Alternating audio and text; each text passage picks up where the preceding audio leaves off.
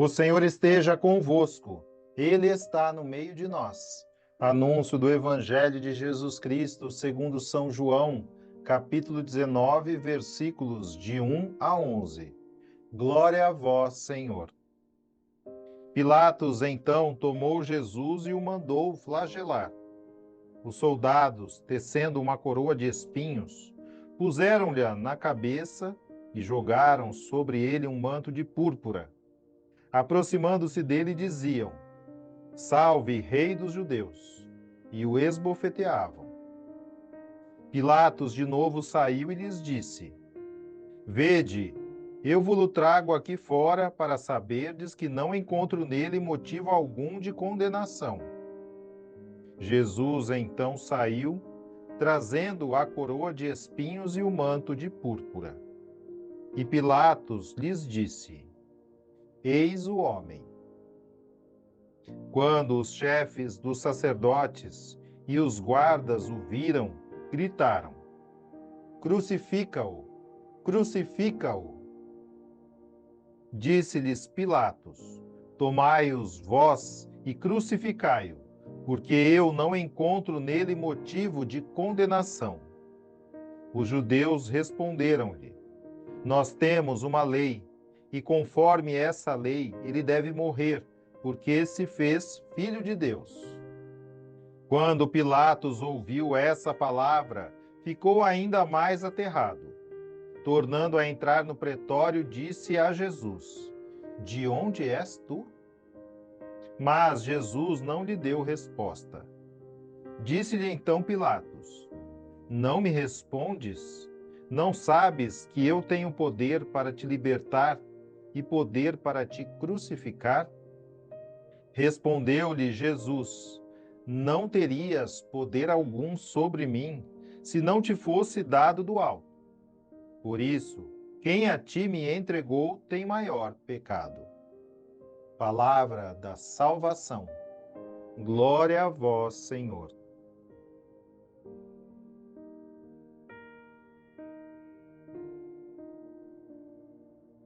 Meu querido irmão e minha querida irmã, amados, ao flagelarem Jesus, os soldados romanos descarregaram sobre ele todo o ódio e desprezo que tinham pelo povo judeu, pelos seus líderes, pelos seus costumes e pela sua religião do verdadeiro e único Deus. Acredito que esse ódio e desprezo não tinha motivação religiosa, mas era motivado principalmente pelo escândalo das atitudes hipócritas dos chefes dos judeus. Conforme já previsto por Jesus para toda a história da Igreja, é impossível que não haja escândalos, mas ai daquele por quem eles vêm. É por isso que Jesus diz a Pilatos, ao final desta passagem que acabamos de ler, que quem me entregou a ti tem pecado maior. Os chefes dos judeus, que foram escolhidos por Deus para prepararem o povo para a vinda do Messias esperado, por causa de seus pecados e apego ao poder, ao dinheiro e aos prazeres, não conseguiam enxergar o Messias que veio e o estão entregando aos pagãos para ser morto. Ao longo da história da Igreja, e também nos dias atuais, o escândalo de muitos dos escolhidos por Deus para conduzirem o povo pelo caminho, verdade e vida, afastam da verdadeira religião muitos que são pequeninos na fé. E causam o ódio de muitos outros que não têm fé e que se levantam para flagelar o corpo de Jesus, que é a sua igreja. Por isso, o escândalo de seus escolhidos, e aí incluem-se todos os batizados, causa em Jesus muito mais dores que os flagelos dos soldados romanos lhe causaram. Ao apresentar Jesus aos judeus, disse Pilatos: Eis o homem. O profeta Isaías diz que tão desfigurado estava que havia perdido a aparência humana. Jesus é homem igual a nós em tudo, com exceção do pecado. Porém, ele carregou sobre si todos os pecados da humanidade. E Jesus, desfigurado na sua paixão e morte, é um retrato da nossa alma quando está mergulhada no pecado. Se Jesus fosse apenas homem, já seria um enorme absurdo a crueldade e indiferença com o sofrimento de um semelhante, tanto da parte dos soldados romanos que o flagelaram, como dos judeus que o entregaram e que agora gritam: crucifica-o.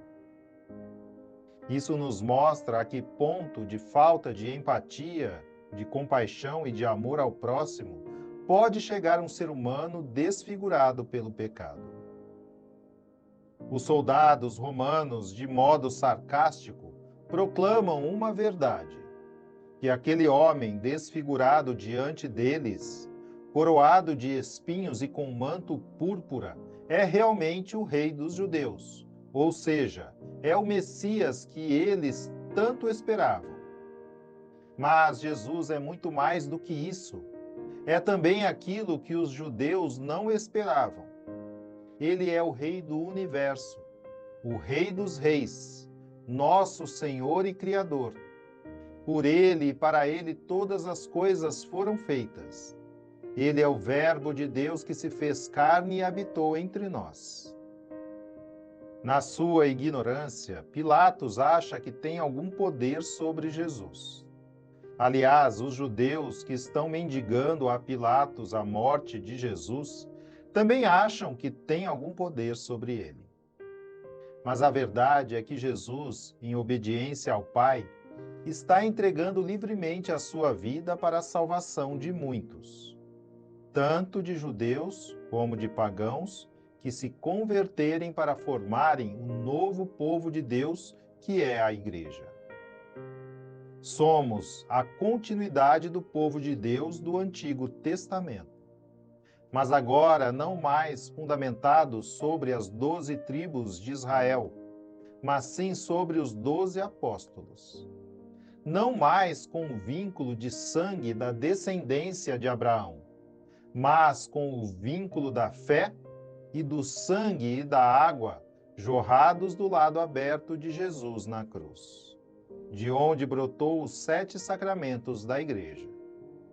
Não mais sob o jugo da lei, mas sim guiados pelo Espírito Santo, o Espírito da Verdade, a terceira pessoa da Santíssima Trindade, e que foi enviado à Igreja pelo Pai e pelo Filho em Pentecostes, e dado a cada um de nós individualmente no nosso batismo. Não temos mais os holocaustos de carneiros, touros e bodes, mas sim o sacrifício do Cordeiro de Deus, que com sua paixão e morte reconciliou toda a humanidade com seu Criador.